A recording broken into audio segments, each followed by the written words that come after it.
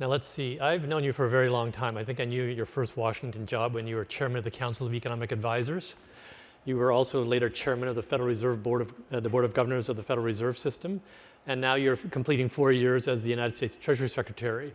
I believe you're the only person to have held all 3 of those jobs. Am I right? Yeah. That is true. In fact, as far as I can tell, there's only one significant economics job that you have not held, which is chair of the economics department at the University of California, Berkeley. Why is that?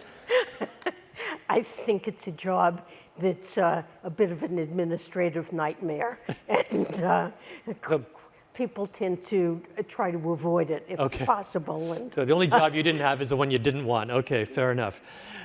So let's reflect just initially on your 4 years now. You're leaving at a time, 4 years, the economy's been through a lot in the last 4 years. What, in your view, are the most enduring legacies of President Biden's and your tenure with respect to the economy? Well, first of all, when President Biden assumed office, we were in the midst of the pandemic. Thousands of people were dying every day, and people were really suffering, about to lose the roofs over their heads. And we saw cars lined up in parking lots at food banks. People were really hurting. And we acted very quickly to alleviate the suffering the pandemic had caused and to support the economy. And the consequence was that we enjoyed the fastest and strongest recovery, really, of any advanced nation. According to The Economist, the US economy is the envy of the world. And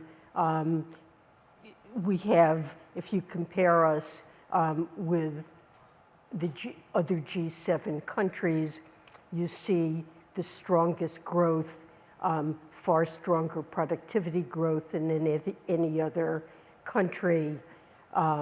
We've all experienced unwanted inflation due to the supply chain damage that was caused by the pandemic. But in the United States now versus pre-pandemic, the median worker in the United States now can buy the same basket of goods as before the pandemic with $1,600 left over to spare. So workers are getting ahead. It's been about the most equitable recovery that we have seen, with gains widely shared, increases in wealth across the entire wealth distribution. So the US economy at this point is doing well. Inflation is now receded to close to the target. We've also focused on the medium and longer term performance of the economy, enacting critical legislation, and much of it, frankly, bipartisan. The Bipartisan Infrastructure Law, the CHIPS and Science Act, the Inflation Reduction Act, where we're, for the first time in a long while, seriously investing in a whole range of important parts of our economy, from restoring our infrastructure to creating jobs in key sectors that will be important to our future: clean energy, semiconductors, and importantly, we're creating good jobs all across the country, but they're disproportionately going to places that have lacked opportunity. 75% roughly of the investment, the private investment that's been stimulated by the Inflation Reduction Act, is going to counties with below median income and education. And so we're creating good jobs, especially for individuals who don't have or want to have a college education. And we're also making our economy more resilient by reducing our dependence on global markets, what happens to the price of oil, by investing in renewables. And so over time, this should make our economy less subject to global shocks.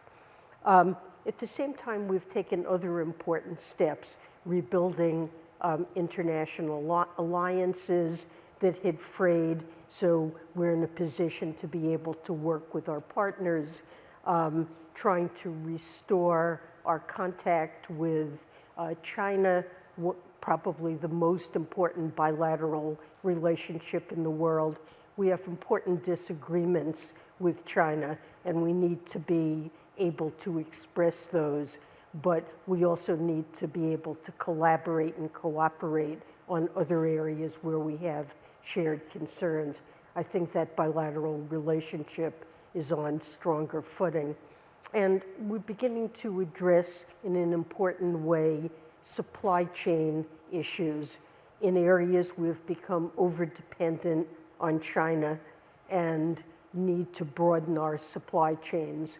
And while we want to make sure that we have domestic capacity in some areas, the approach that we've been pursuing is not to try to do everything at home, but to continue to reap the benefits of global trade by pursuing a friendshoring strategy in which we deepen our trade relations with other countries around the world that we feel we can depend on and become less concentrated on reliance on China. So those are some of the things we've taken steps to address the high cost of living that's been burdening families from well before the pandemic, bringing down healthcare costs, drug prices, energy costs through the investments that we're making.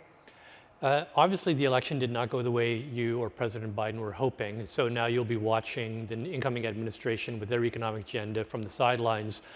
You've seen some of the economic priorities President-elect Trump has laid out. In particular, he wants to make ample use of tariffs. He's talked about tariffs of 60% or more on China, 10 to 20% on the rest of the world. He's already threatened 25% tariffs on Mexico and Canada. As a Treasury Secretary and as an economist, what in your judgment will be the effect of this agenda if he carries it out?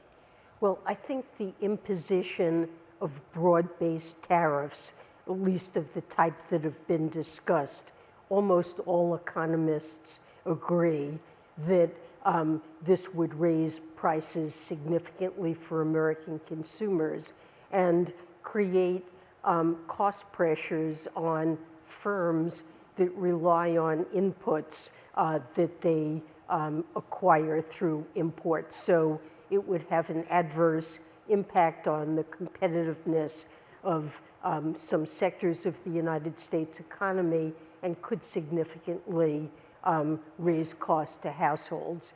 So this is a strategy I worry could derail the progress that we've made on inflation and have adverse consequences on growth.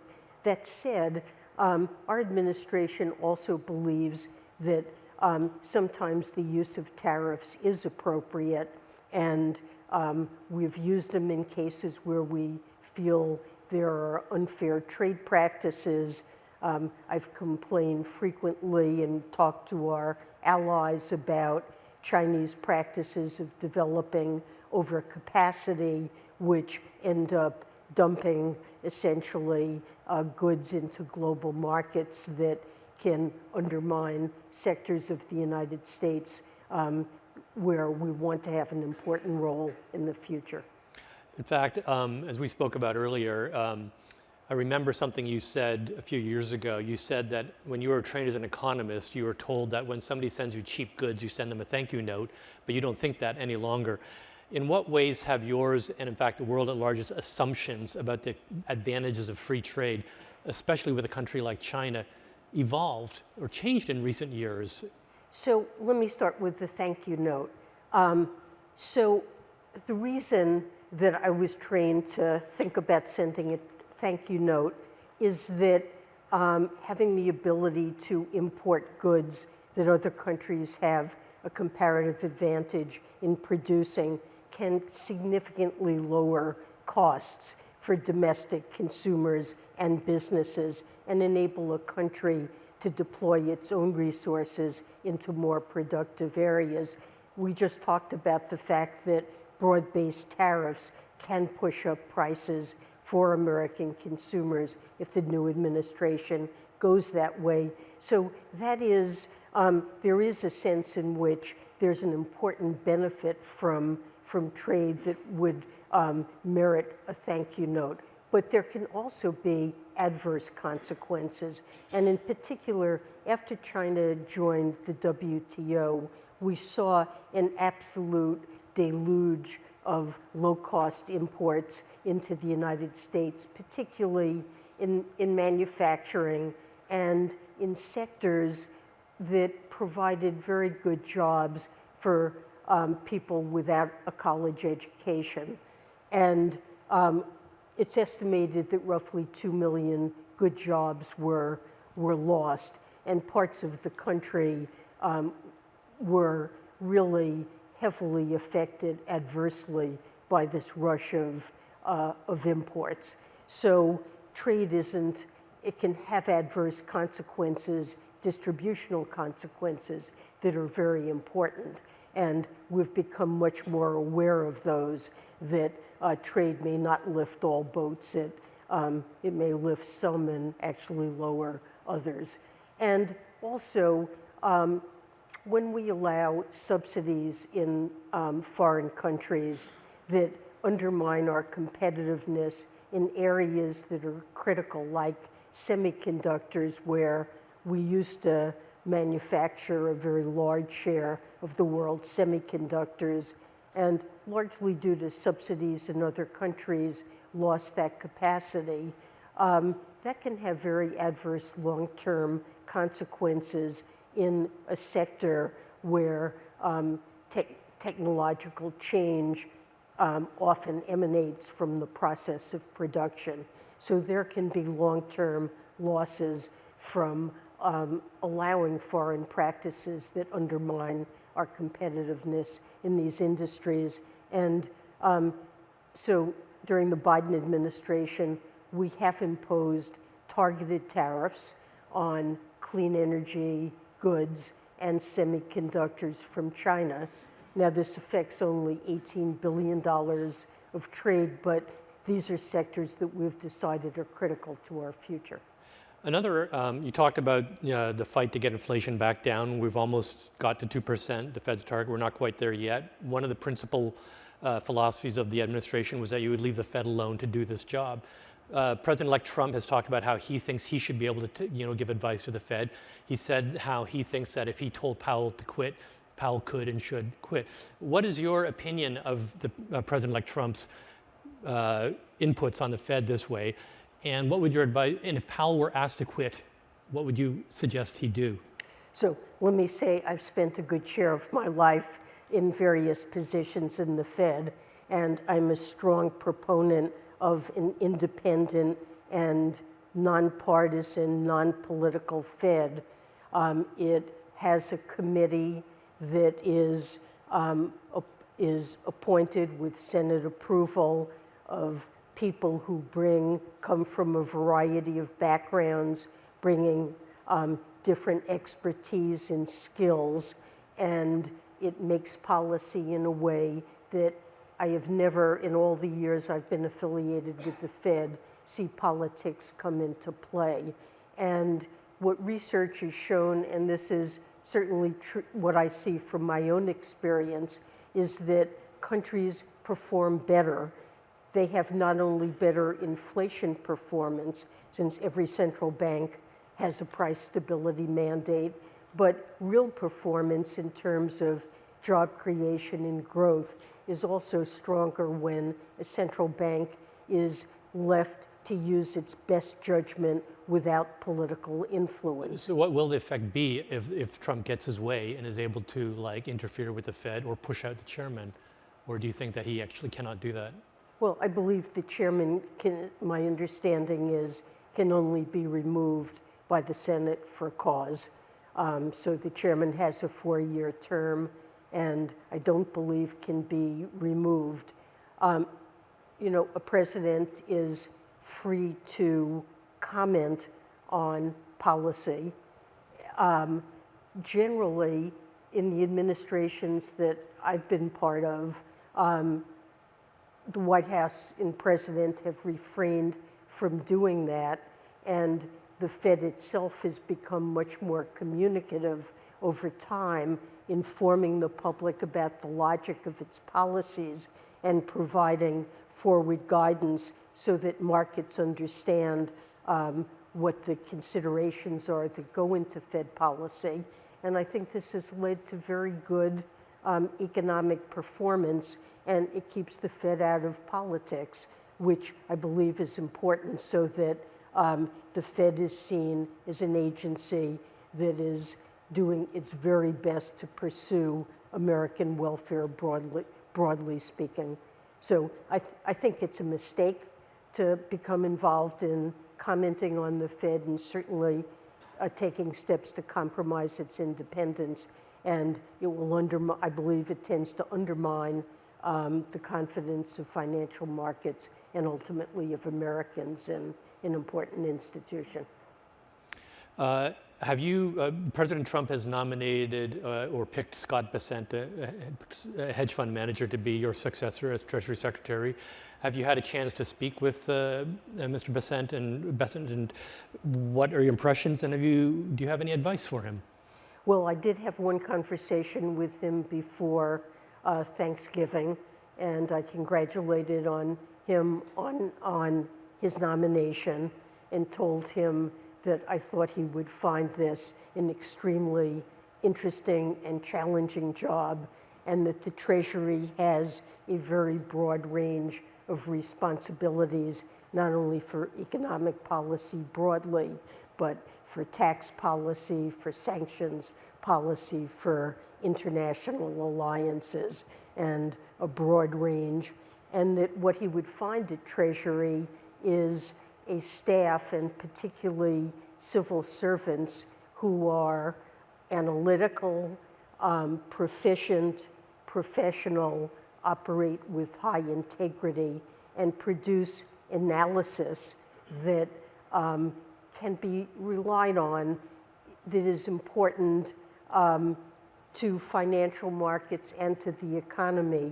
The Treasury market is perhaps the most critical global financial market, and the Treasury produces analysis and policy that helps the economy function better and is important to financial markets. One last question. One not so great aspect of the legacy you and President Biden leave behind is a very large budget deficit, roughly 6% of GDP. Are you sorry you couldn't make more progress on that? And how much of a risk does that pose to the economy? Well, I am concerned about fiscal sustainability, and I am sorry that we haven't made more progress. I believe that the deficit needs to be brought down, especially now that we're in an environment of higher interest rates. And for example, over the last year, the interest cost of the debt has increased by several $100 billion. It's one of the largest items responsible for the increase in the budget deficit. And we do need to bring it down. The primary deficit, excluding interest, is now a little over 3%, and I believe it needs to come down. President Biden signed, when we raised the debt ceiling last, an agreement that has led to $1 trillion in deficit reduction over the next 10 years. But he proposed a budget for 2025 that includes another $3 trillion in deficit reduction over the next 10 years. And that, plus allowing the expiration of parts of the JCTA, the Tax Cut Act of 2017, to expire, was sufficient to keep our fiscal policy on a sustainable course.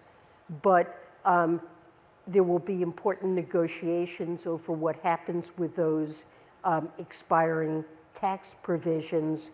If everything is kept in place and they're not allowed to expire, we just keep JCTA as it is today. CBO has estimated that the cost of that is $5 trillion. So I believe it's important. I hope that Congress, in considering this, will look for ways to pay for whatever they do extend to avoid that explosion of our deficit from a starting point where the deficit is already too high, and that they'll focus any relief on middle-class families and look for ways to raise revenue and pay for anything that's put in place.